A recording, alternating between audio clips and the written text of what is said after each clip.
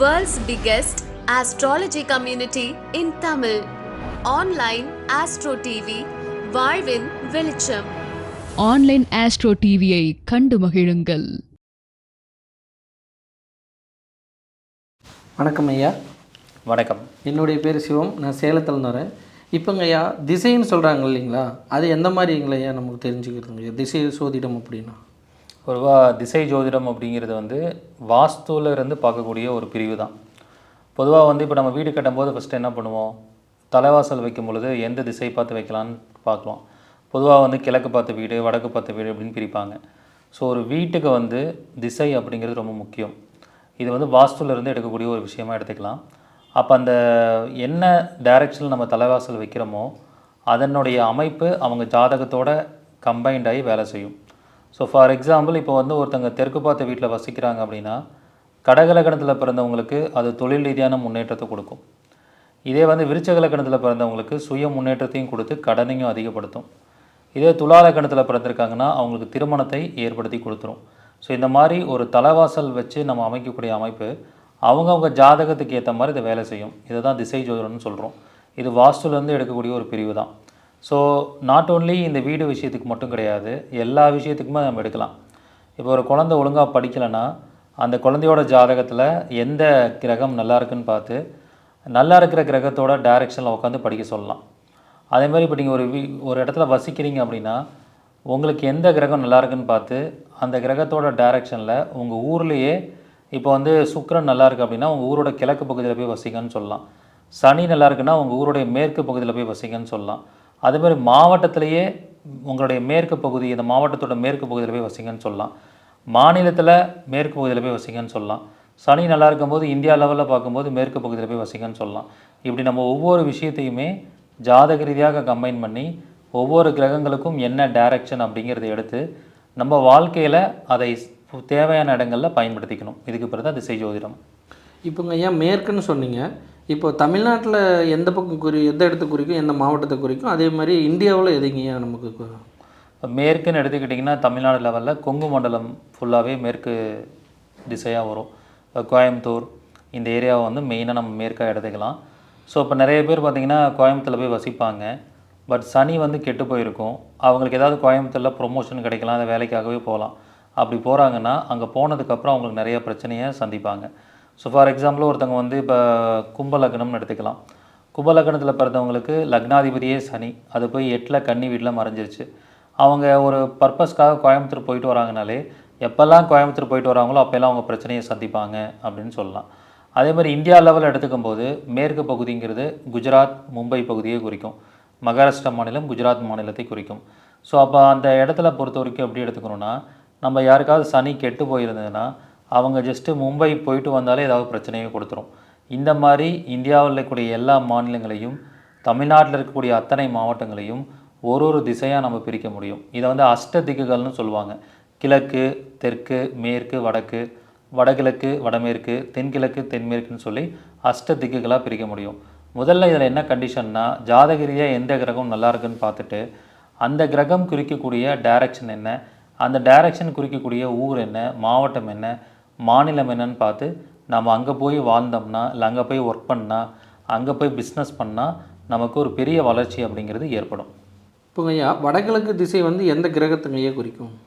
பொதுவாக வடகிழக்கு அப்படிங்கிறது வாஸ்துல ஈசானிய மூலை அப்படின்னு சொல்லுவாங்க. நம்ம இந்த திசை ஜோதிடத்தில் எந்த கிரகமாக எடுத்துக்கணும் அப்படின்னா புதனாக எடுத்துக்கணும். ஸோ இந்தியா லெவலில் பார்க்கும் பொழுது வடகிழக்கு அப்படிங்கிறது நார்த் ஈஸ்ட் ஸ்டேட்ஸ்னு எடுத்துக்கிட்டிங்கன்னா கிட்டத்தட்ட ஒரு 7 ஸ்டேட் வரும். நாகாலாந்து, அருணாச்சல பிரதேஷ், இந்த மாதிரியான இடங்கள்லாம் உங்களுக்கு மேகாலயா, மிசோரம், இந்த ஸ்டேட்லாம் நம்ம எடுக்கலாம். ஸோ இதெல்லாமே புதனுடைய ஆதிக்கமாக வரக்கூடிய ஒரு அமைப்பு. அப்போ யாருக்கெல்லாம் புதன் ஜாதகத்தில் வலிமையாக இருக்கோ அவங்க நார்த் ஈஸ்ட் ஸ்டேட்டில் போய் வசிக்கிறது ரொம்ப சிறப்பாக இருக்கும். இதே தமிழ்நாடு எடுத்துக்கிட்டிங்கன்னா நார்த் ஈஸ்ட் அப்படிங்கிறது சென்னை பகுதியை குறிக்கும். அப்போ தமிழ்நாடு மேப்லேயே பார்த்தீங்கன்னா நார்த் ஈஸ்ட்டுங்கிறது வடகிழக்குங்கிறது சென்னை ஏரியாவை குறிக்கும். அதனால தான் பார்த்திங்கன்னா சென்னை ஏரியாவில் நிறைய ஐடி கம்பெனிஸ் இருக்கிறதுக்கான காரணம். ஏன்னா புதன் அப்படிங்கிறது ஐடி கம்பெனியே குறிக்கும். அப்போ யாரெல்லாம் ஜாதகத்தில் புதன் நல்லா இருக்கோ அவங்கள சென்னையில் வசிக்கிறது ஒரு சிறப்பான ஒரு அமைப்பாக இருக்கும். இதே புதன் சரியில்லாமல் இருந்தால் அவங்க சென்னை போகும்போது பிரச்சனையை சந்திப்பாங்க.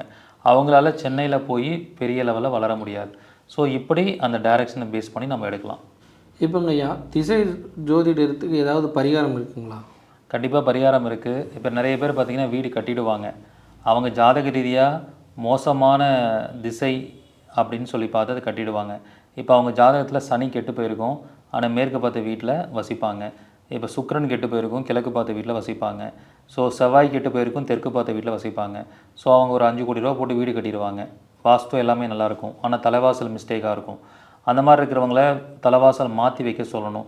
அப்படி மாற்றி வைக்காத பட்சத்தில் அந்த கிரகம் எப்படி கெட்டு போயிருக்குன்னு பார்த்து அதுக்கான ஒரு பரிகாரத்தை அவங்க பண்ணிகிட்டே இருக்கலாம்.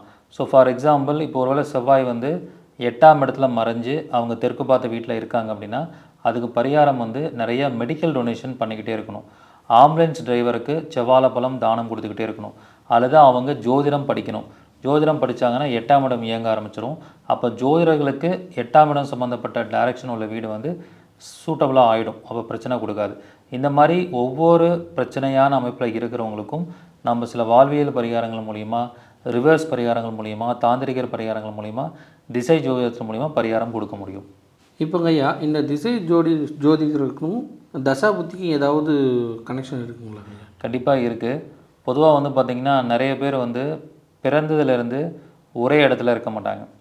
ஸோ இடம் மாறிக்கிட்டே இருப்பாங்க. இந்த இடம் மாற்றம் எதனால் வருது? இப்போ நிறைய பேர் சொல்லுவாங்க, நான் ஒரு 10 வருஷம் வந்து ஃபாரினில் இருந்தேன், ஒரு 10 வருஷம் வந்து நார்த் இந்தியாவில் இருந்தேன், அப்புறம் ஒரு 10 வருஷம் வந்து தமிழ்நாட்டில் வந்து இருந்தேன். அப்போ அவங்க இருக்கக்கூடிய இடம் மாறுது, அப்போ இருக்கக்கூடிய திசையும் மாறும்.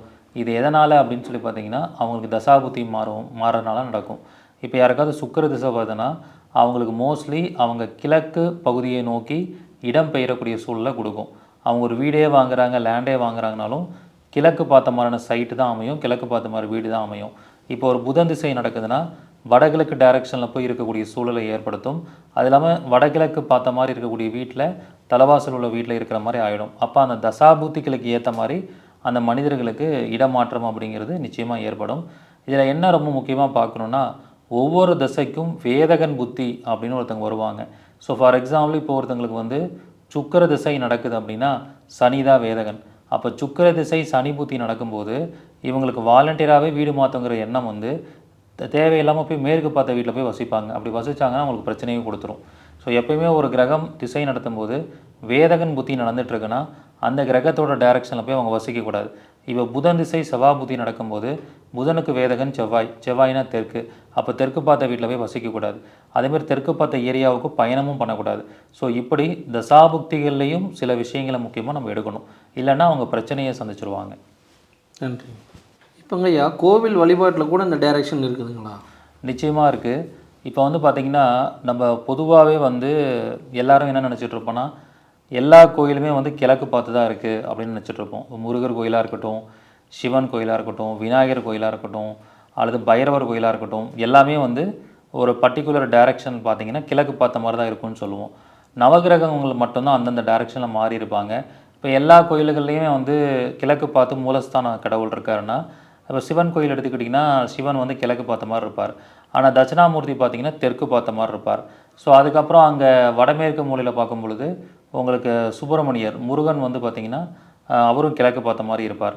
ஸோ கன்னி மூலையில் வந்து தென்மேற்கு மூலையில் கணபதி இருப்பார், அவரை தான் கன்னி மூலை கணபதினு சொல்லுவாங்க. இப்படி ஒவ்வொரு கடவுள்களையும் அந்த டைரக்ஷன் பார்த்து தான் அமைச்சிருப்பாங்க. ஆனால் சில இடங்களில் வரலாற்று ரீதியாக பார்க்கும் பொழுது, புராண ரீதியாக பார்க்கும் பொழுது சில கடவுள்கள் மட்டும் டைரக்ஷன் மாறி உட்காந்துருப்பாங்க. அதில் ஒரு எக்ஸாம்பிளாக நீங்கள் பார்த்தீங்கன்னா தமிழ்நாட்டிலேயே முருகன் வந்து மேற்கு பார்த்த மாதிரி இருப்பார் 3 இடத்துல. ஒன்று பழனி முருகன், அதுக்கப்புறம் கழுகுமலை கேள்விப்பட்டிருப்பீங்க கோவில்பட்டி பக்கத்தில். ஸோ அங்கே இருக்கக்கூடிய முருகனும் மேற்கு பார்த்து இருப்பாங்க.